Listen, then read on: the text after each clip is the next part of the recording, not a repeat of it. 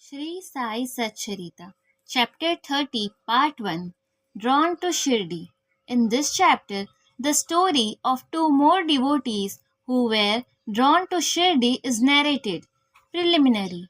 Woe to the kind Sai, who is the abode of mercy and who is affectionate towards his devotees. By his mere darshan, he does away with their fear of worldly illusions, sansar, and destroys their calamities.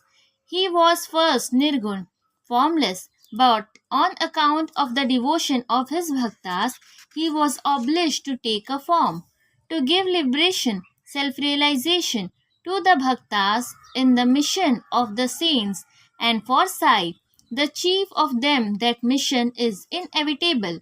Those who take refuge in his feet have all their sins destroyed, and their progress is certain.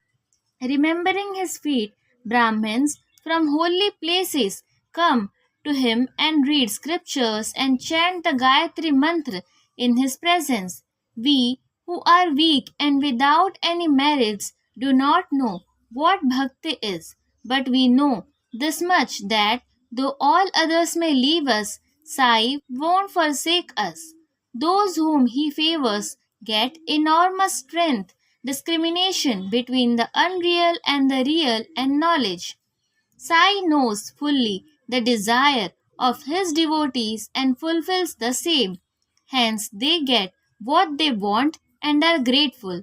So we invoke him and prostrate ourselves before him. Forgetting all our faults, let him free us from all anxieties. He who, being overcome with calamities, remembers and prays to Sai. Thus, we get his mind calmed and pacified through his gaze. This Sai, the ocean of mercy, says Hemant Pant, favored him, and the result of this is the present work Sai Satcharita. Otherwise, what qualifications had he to undertake this enterprise? But as Sai took all the responsibility, Hemant Pant felt no burden nor any care about this. When the powerful light of knowledge was there to inspire his speech and pen, why should he entertain any doubt or feel any anxiety?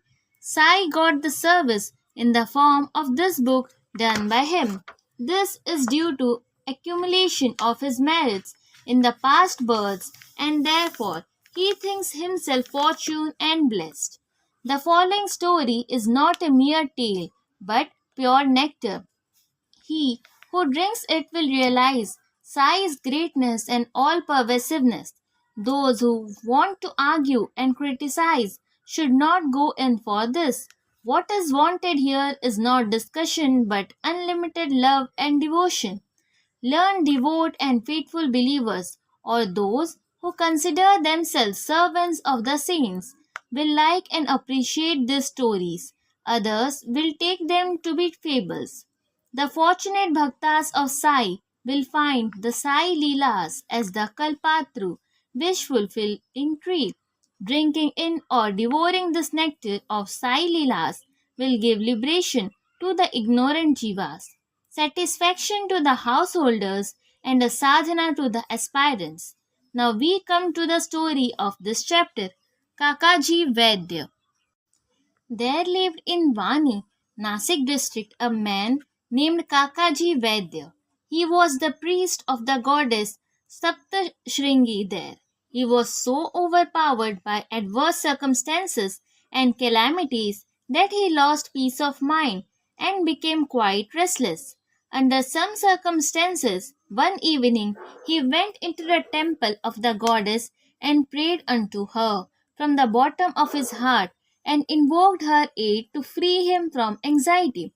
The goddess was pleased with his devotion, and the same night appeared to him in his dream and said to him, "You go to Baba, and then your mind will become calm and composed." Kakaji was anxious to know from her who this Baba was, but before he could get any explanation, he was awakened. Then he began to think as to who might be this Baba to whom the goddess had asked him to go. After some thinking, he resolved that this Baba might be Trambakeshwar, Lord Shiva. So he went to the holy place Trambak, Nasik district, and stayed there for 10 days.